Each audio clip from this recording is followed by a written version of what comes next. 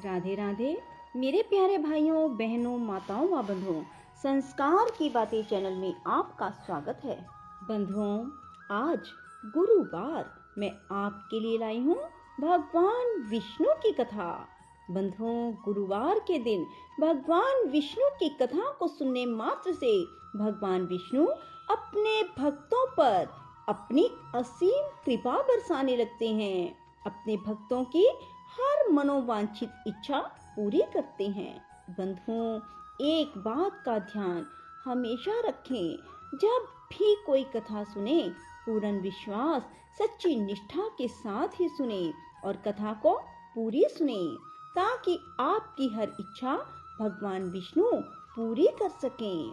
बंधुओं, यदि आपने हमारे चैनल को अब तक सब्सक्राइब नहीं किया तो जरूर करें और बेल आइकन दबाना ना भूलें, ताकि आपको हमारी आने वाली सभी वीडियोज की जानकारी सबसे पहले हो सके।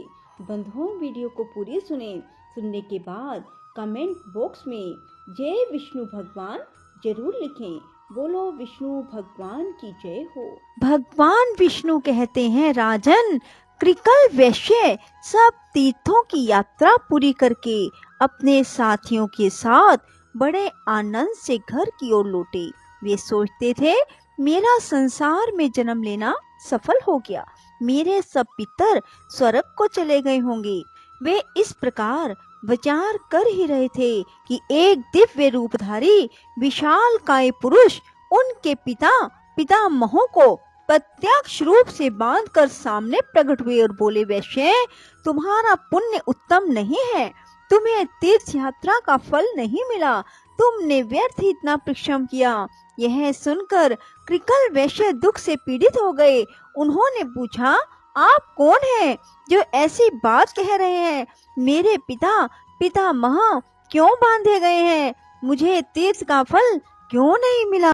धर्म ने कहा, जो धार्मिक आचार और उत्तम व्रत का पालन करने वाली, श्रेष्ठ गुणों से विभूषित, पुण्य में अनुराग रखने वाली, पुण्यमयी पतिव्रता पत्नी को अकेली छोड़कर धर्म करने के लिए बाहर जाता है, उसका किया हुआ सारा धर्म व्यर्थ हो जाता है। इसमें तनिक भी संदेह नहीं है।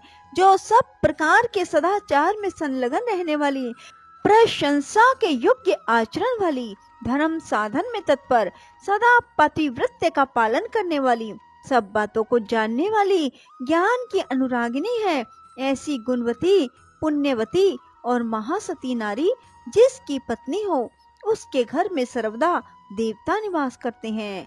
पितर भी उसके घर में रहकर निरंतर उसके यश की कामना करते रहते हैं। गंगा आदि पवित्र नदियाँ, सागर, यज्ञ, गो, ऋषि, संपूर्ण तीर्थ भी उस घर में मौजूद रहते हैं। पुण्यमयी पत्नी के सहयोग से गृहस्थ धर्म का पालन अच्छे ढंग से होता है। इस भूमंडल में गृहस्थ धर्म से बढ़कर दूसरा कोई धर्म नहीं। वैश्य, गृहस्थ का घर यदि सत्य और पुण्य से युक्त हो तो परम पवित्र माना गया है। वहाँ सब तीर्थ और देवता निवास करते हैं। गृहस्थ का सहारा लेकर सब प्राणी जीवन धारण करते हैं। गृहस्थ आश्रम के समान दूसरा कोई उत्तम आश्रम मुझे दिखाई नहीं देता।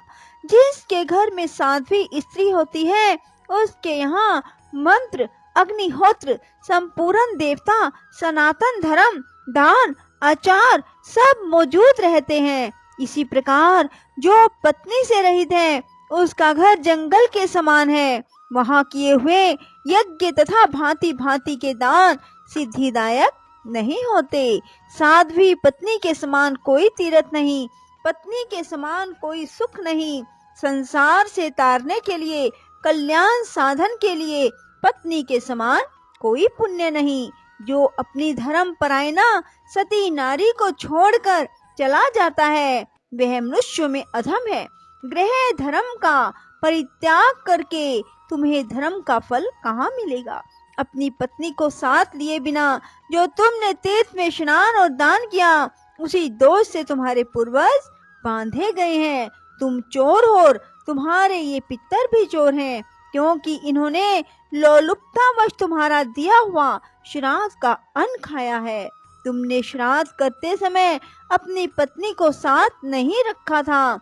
जो सुयोग्य पुत्र श्रद्धा से युक्त हो अपनी पत्नी के दिए हुए पिंड से श्राद्ध करता है, उससे पितरों को वैसी ही तृप्ति होती है जैसी अमृत पीने से। इसमें तनिक भी संदेह नहीं। पत्नी ही गृहस्थ धर्म की स्वामिनी है। उसके बिना ही जो तुमने शुभ कर्मों का अनुष्ठान किया है, यह स्पष्ट ही तुम्हारी चोरी है।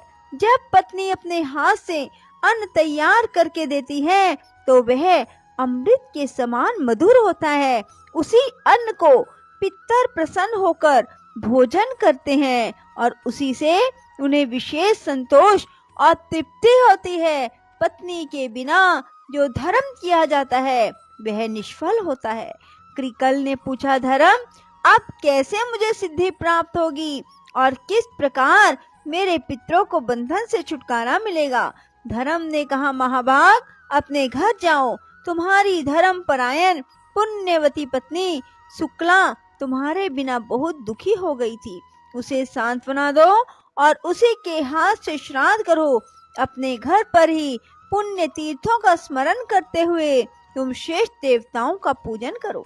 इससे तुम्हारी की हुई तीर्थ यात्रा सफल हो जाएगी। भगवान श्री विष्णु कहते हैं, राजन, यो कहकर धर्म जैसे आए थे वैसे ही लौट गए। परम बुद्धिमान कृकल भी अपने घर गए और पतिव्रता पत्नी को देखकर मन ही मन बहुत प्रसन्न हुए। शुक्ला ने स्वामी को आया देख उनके शुभ आगमन के उपलक्ष्य में मांगलिक कार्य किए। इसके बाद धर्मात्मा वैश्य ने धर्म की सारी चेष्टा बतलाई। स्वामी के आनंददायक वचन सुनकर महाभागा शुक्ला को बड़ा हर्ष हुआ।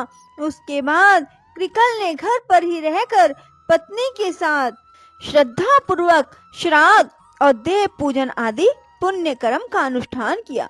इससे प्रसन्न होकर देवता, पितर और मुनिगण विमानों के द्वारा वहां आए और महात्मा कृकल और उसकी महानुभावा पत्नी दोनों की सराहना करने लगे। मैं, ब्रह्मा और महादेव जी भी अपनी अपनी देवी के साथ वहां गए। संपूर्ण देवता उस सती के सत्य से संतुष्ट थे। सब ने उन दोनों पति पत्नी से कहा, सुव्रत, तुम्हारा कल्याण हो, तुम अपनी पत्नी के साथ वर मांगो। कृकल ने पूछा, देववरों, मेरे किस पुण्य और तप के प्रसंग से पत्नी सहित मुझे वर देने को आप लोग पधारे हैं? इंद्र ने कहा, यह महाभागा शुक्ला सती है। इसके सत्य से संतुष्ट होकर हम लोग तुम्हें वर देना चाहते हैं। यह कहकर इंद्र ने उसके सतीत्व की परीक्षा का सारा वृतांत थोड़े में कह सुनाया। उसके सदाचार का महात्म सुनकर उसके स्वामी को बड़ी प्रसन्नता हुई। हर्ष उल्लास से कृकल के नेत्र डबडबा आए। धर्मात्मा वैश्य ने पत्नी के साथ समस्त देवताओं को बारंबार साष्टांग प्रणाम किया और कहा, महाभाग देवगण, आप सब लोग प्रसन्न हो। तीनों सनातन देवता ब्रह्मा, विष्णु, शिव हम पर संतुष्ट हो। अन्य जो पुण्य आत्मा ऋषि मुझ पर कृपा करके यहाँ पधारे हैं वे भी प्रसन्नता प्राप्त करें। मैं सदा भगवान की भक्ति करता रहूं। आप लोगों की कृपा से धर्म तथा सत्य में मेरा निरंतर अनुराग बना रहे। इसके बाद अंत में पत्नी और पितर के साथ मैं भगवान श्री विष्णु के धाम में जाना चाहता हूँ। देवता बोले, महाभाग एवं अस्तु, यह सब कुछ तुम्हें प्राप्त होगा। भगवान श्री विष्णु ने कहा, राजन, यह कहकर देवताओं ने उन दोनों पति पत्नी के ऊपर फूलों की वर्षा की, ललित, मधुर और पवित्र संगीत सुनाया। वर देकर वे उस पतिव्रता की स्तुति करते हुए अपने अपने लोक को चले गए। इस परम उत्तम और पवित्र उपाख्यान मैंने पूर्ण रूप से तुम्हें सुनाया।